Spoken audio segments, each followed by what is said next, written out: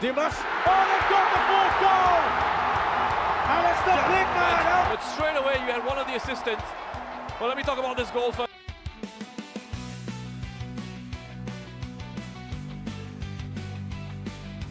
This near side comes the in-swinger.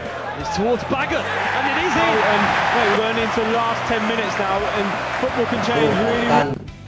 Musim membuka diri, saya lihat Elkan pemain potensi buat Indonesia. Mohon doa. Kasihan kondisi Elkan Bagot sekarang.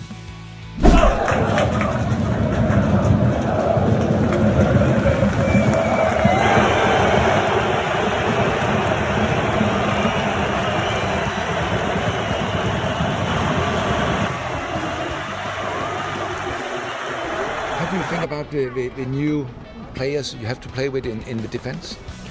Yeah, of course we have to get to know them a little bit better now, but you can see why FC Copenhagen bought them. In 1 week time we have a very important match. And yeah, it was a tough training camp.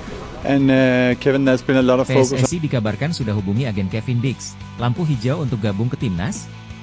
Evet, bizler açısından galip gelmek gerçekten çok önemliydi. Avrupa'ya iyi başlamak çok önemliydi. Törpülediğimizi düşünüyorum, iyi tolere ettiğimizi düşünüyorum. Genel anlamda zor bir maç olduğunu söyleyebilirim. İkinci yarıya bak ekstra bir motivasyona sahip değildim. Çünkü ben her oynamış olduğum maçta aynı motivasyonla sahadayım. Bugün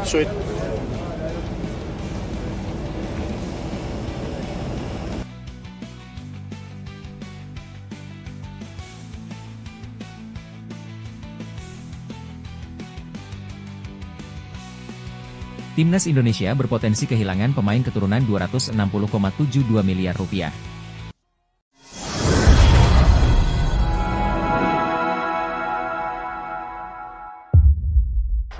Mohon doa. Kasihan kondisi Elkan Bagot sekarang. Nasib bek jangkung Timnas Indonesia, Elkan Bagot, di skuad Garuda saat ini tengah menjadi sorotan.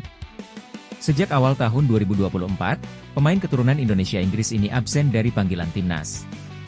Apa yang sebenarnya terjadi? Pasca Piala Asia 2023, Elkan Bagot tak lagi terlihat mengenakan seragam merah putih. Absennya ia pada beberapa pemanggilan terakhir, termasuk jelang laga kualifikasi Piala Dunia 2026 melawan Bahrain dan Cina, menimbulkan banyak pertanyaan. Cedera menjadi alasan utama absensi pertamanya pada Maret lalu. Namun, absensi-absensi berikutnya diduga kuat berkaitan dengan masalah lain. Rumor menyebutkan bahwa sikap Elkan Bagot yang menolak panggilan timnas U23 beberapa waktu lalu menjadi penyebab utama ketidakpercayaan Shin Tae-yong.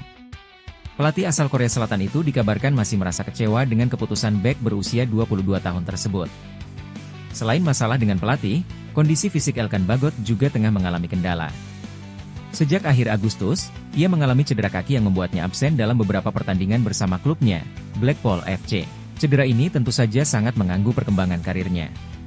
Pelatih Blackpool FC, Steve Bruce, mengungkapkan bahwa Elkan Bagot merasa sangat frustrasi dengan kondisi cederanya. Absennya dalam waktu yang cukup lama membuat posisinya di jantung pertahanan terancam. Dengan kondisi seperti ini, peluang Elkan Bagot untuk kembali memperkuat timnas Indonesia di bawah asuhan Shin Tae-yong nampaknya semakin kecil. Kecuali, ia dapat memperbaiki hubungan dengan pelatih dan menunjukkan performa yang konsisten bersama klubnya. Meski demikian, kita tidak boleh melupakan kontribusi besar Elkan Bagot bagi sepak bola Indonesia.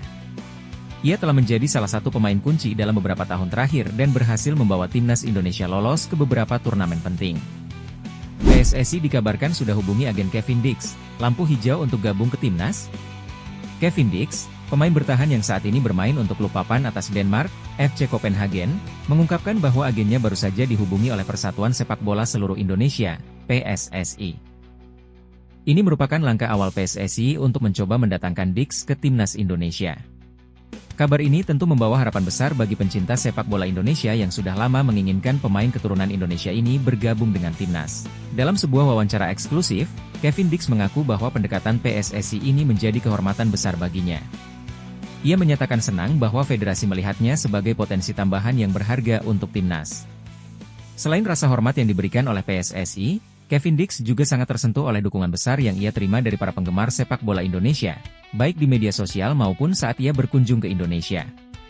Ia mengaku terkejut bahwa meskipun tidak terlalu dikenal luas, banyak orang yang mengenalinya ketika berada di Indonesia. Hal ini menunjukkan betapa besarnya antusiasme dan dukungan dari publik Indonesia terhadap pemain yang memiliki darah Indonesia Belanda tersebut. Dukungan yang saya dapatkan dari fans Indonesia di media sosial dan kehidupan nyata sungguh luar biasa. Saya dikenali oleh banyak orang ketika berada di sana, meskipun awalnya saya berpikir tidak akan dikenal. Ungkapan Kevin Dix. Dukungan penuh yang diterimanya dari fans membuatnya semakin mempertimbangkan kemungkinan untuk bergabung dengan timnas Indonesia di masa mendatang.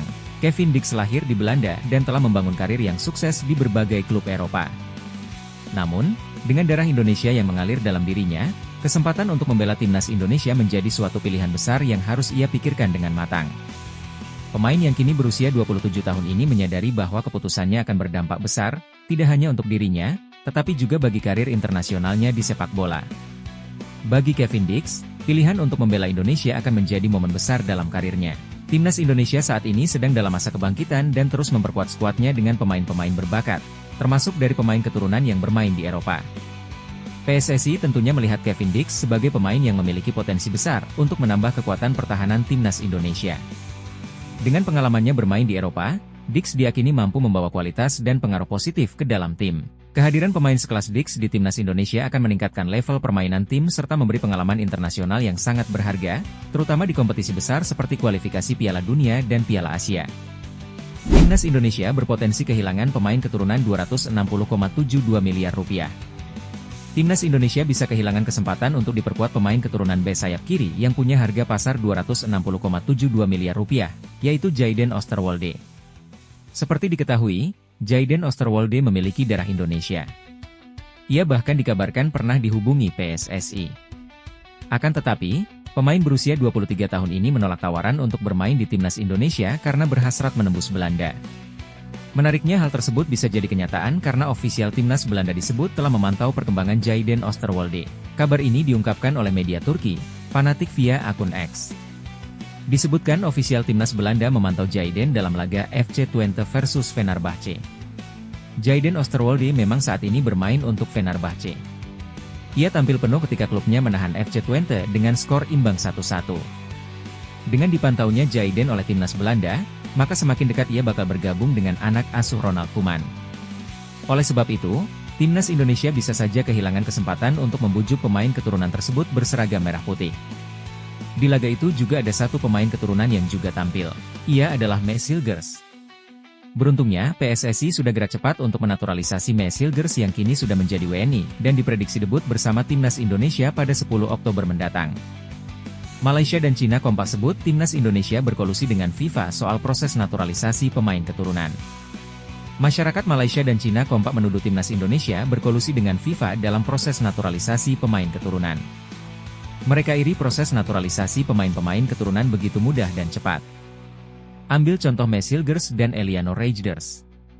Pertama kali diperkenalkan di hadapan publik sepak bola Indonesia pada Jumat, 11 September 2024, Maes Hilgers dan Eliano Reijnders resmi mendapatkan paspor Indonesia pada Senin, 29 September 2024. Di saat bersamaan, Federasi Sepak Bola Malaysia, FAM, baru saja gagal menaturalisasi pemain keturunan yang memperkuat Go Ahead Eagles, Mats Dale. Pesepak bola 27 tahun itu gagal dinaturalisasi karena darah Malaysia yang dimiliki berasal dari sang buyut. Menurut kami Federasi Sepak Bola Indonesia, PSSI, memanipulasi data pemain naturalisasi. Tentu saja mereka akan menyangkalnya.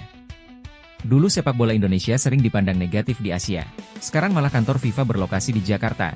Jakarta salah satu masyarakat Malaysia di sebuah forum supporter di Malaysia. Timnas Indonesia dengan mudah menambah pemain naturalisasi. Namun, puluhan pemain naturalisasi mereka memiliki wajah mirip orang Eropa. Dilanjut tuduhan forum tersebut. Media Cina 163.com juga mengeluarkan pendapat yang sama. Mereka mengatakan proses naturalisasi Maes Hilgers dan Eliano Reijnders tidak digelar sesuai prosedur karena selesai begitu cepat. Lantas, apa benar PSSI diistimewakan oleh FIFA dalam proses naturalisasi pemain keturunan? Apa yang dilakukan PSSI sudah sesuai prosedur. Sebelum menjadi warga negara Indonesia, WNI, Maes Hilgers dan kawan-kawan menjalani proses naturalisasi, mulai dari mengikuti sidang di Dewan Perwakilan Rakyat, DPR, keluar keputusan Presiden, Kepres, Presiden Joko Widodo hingga pengambilan sumpah WNI. Setelah itu, nama-nama di atas pun menjalani proses perpindahan asosiasi, yang mana mayoritas dari KNVB ke PSSI. Karena itu, tak ada keistimewaan lebih yang didapatkan PSSI dari FIFA karena semuanya berjalan sesuai prosedur. Salah, PSSI undang timnas Portugal untuk lawan timnas Indonesia. Tidak ada satupun informasi ataupun keterangan resmi dari PSSI ataupun pihak terkait yang membenarkan klaim ini. Tim nasional, timnas, sepak bola Indonesia belakangan ini tengah menjadi sorotan publik. Hal ini tak lepas dari kiprah tim Garuda yang saat ini tengah berjuang di ronde 3 kualifikasi Piala Dunia 2026 zona Asia. Sebagai informasi, ini adalah pertama kalinya dalam sejarah timnas Indonesia berhasil lolos sampai ke ronde 3 kualifikasi Piala Dunia 2026. Performa skuad asuhan Shin Tae-yong di grup C ronde 3 kualifikasi Piala Dunia 2026 zona Asia bisa dibilang cukup gemilang. Hal ini terlihat dalam 2 laga awal, Rizky Ridho dan kawan-kawan berhasil menahan imbang Arab Saudi dan Australia, tim yang memiliki peringkat FIFA jauh lebih tinggi dibanding Indonesia. Hal ini membuat eksistensi tim Garuda banyak mendapatkan sorotan dari masyarakat luas. Di tengah perbincangan masyarakat tentang timnas Indonesia, beredar sebuah narasi yang mengeklaim bahwa Persatuan Sepak Bola Seluruh Indonesia, PSSI, sukses mengundang timnas Portugal untuk bertanding melawan timnas Indonesia dalam laga persahabatan yang diklaim akan digelar di Stadion Utama Gelora Bung Karno, Jakarta. Tak hanya itu, narasi yang sama mengeklaim bahwa bintang sepak bola dunia yang juga pemain timnas Portugal, Cristiano Ronaldo, dipastikan ikut bermain dalam laga persahabatan itu. Narasi ini disebarkan oleh akun Instagram bernama pendekar_SB. Tetapi yang membuat semuanya menjadi lebih menarik adalah kehadiran mega bintang dunia Cristiano Ronaldo yang dikonfirmasi akan beraksi di pertandingan tersebut setelah berbulan-bulan negosiasi sengit. PSSI akhirnya berhasil memastikan kehadiran timnas Portugal sebagai lawan timnas Indonesia yang akan digelar di Stadion Utama Gelora Bung Karno, Jakarta. Bunyi narasi di unggahan tersebut. Penelusuran dilanjutkan dengan mengunjungi situs resmi milik PSSI. Hasilnya, tidak ada satupun informasi resmi terkait klaim bahwa PSSI sukses mengundang timnas Portugal untuk bertanding melawan timnas Indonesia. Serupa, penelusuran di akun media sosial resmi milik PSSI di Instagram dan X juga tak memberikan informasi apapun terkait klaim tersebut. Sebagai informasi, menilik pada jadwal resmi pertandingan timnas Indonesia yang tertera di situs PSSI, tidak ada satupun jadwal pertandingan melawan timnas Portugal. Asal satu syarat terpenuhi, media Cina yakin timnas Indonesia bisa dikalahkan dengan mudah. Media Cina yakin timnas Indonesia bisa dikalahkan dengan mudah asal satu syarat terpenuhi. Timnas Indonesia akan kembali berlaga di putaran ketiga kualifikasi Piala Dunia 2026 zona Asia. Pada laga berikutnya, timnas Indonesia akan menghadapi 2 lawan kuat, yakni Bahrain dan Cina. 2 pertandingan tersebut bisa dibilang tidak akan mudah karena timnas Indonesia akan bertindak sebagai tim tamu. Timnas Indonesia akan melawan Bahrain terlebih dulu di Bahrain National Stadium pada Kamis, 10 Oktober 2024. 5 hari kemudian, tim Merah Putih akan bertolak ke Cina untuk bertanding melawan tuan rumah di Qingdao Youth Football Stadium. Meski akan melawan musuh kuat, timnas Indonesia sebenarnya memiliki modal yang apik. Pada 2 laga sebelumnya, anak-anak asuh Shin Tae-yong sukses mendapatkan 2 poin karena berhasil menahan imbang Arab Saudi dan Australia. Sementara itu, Cina malah menelan 2 kekalahan dari Jepang dan Arab Saudi. Adapun Bahrain mampu mengalahkan Australia dan kalah dari Jepang. Meski sejauh ini belum meraih kemenangan, timnas Indonesia rupanya cukup mendapat sorotan. Hal itu tidak lepas dari datangnya para pemain keturunan ke dalam skuad Garuda. Kedatangan pemain keturunan dinilai menaikkan kualitas permainan dan kekuatan timnas Indonesia. Salah satu media Cina, Sohu.com, ikut menyorot kekuatan timnas Indonesia saat ini. Dalam rilis mereka, Sohu.com sebenarnya tidak begitu yakin bahwa Cina bisa mengalahkan timnas Indonesia. Namun, Sohu.com mempertimbangkan satu syarat yang harus dipenuhi agar anak-anak asuh Branko Ivankovic bisa mengalahkan tim Merah Putih. Syarat yang dimaksud adalah Cina harus bisa menahan imbang Australia pada laga pertama. Dengan menahan imbang Australia, kepercayaan diri para pemain timnas Cina dinilai akan meningkat. Kondisi itu bisa membuat para pemain bermain lebih tenang dan dengan mudah mengalahkan Indonesia. Terlebih lagi, saat melawan timnas Indonesia, pemain-pemain andalan seperti Wulei, Fernando, dan Alan bisa kembali bermain usai pulih dari cedera. Jika kami bisa mendapatkan 1 poin dalam pertandingan tandang melawan Australia, moral Cina akan sangat meningkat, demikian rilis dari Sohu.com. Jika kami dapat memanfaatkan keuntungan sebagai tuan rumah, kami dapat dengan mudah mengalahkan Indonesia, yang terdiri dari para pemain naturalisasi, lanjut Sohu.com. Sebelum melawan timnas Indonesia, Cina akan bertandang ke Stadion Adelaide Oval untuk melawan Australia pada Kamis, 10 Oktober 2024, waktu setempat atau pukul 16.10 waktu Indonesia Barat. Dua hal ini ternyata ditiru Malaysia dari timnas Indonesia, bikin netizen kedua negara debat panas di media sosial. Timnas Malaysia mengikuti jejak timnas Indonesia untuk mendatangkan pemain-pemain keturunan Belanda. Tim nasional Malaysia mengikuti langkah tim nasional Indonesia dengan mendatangkan pemain-pemain keturunan Belanda. Salah satu nama yang banyak dibicarakan adalah Mats Dale, pemain dari Go Ahead Eagles.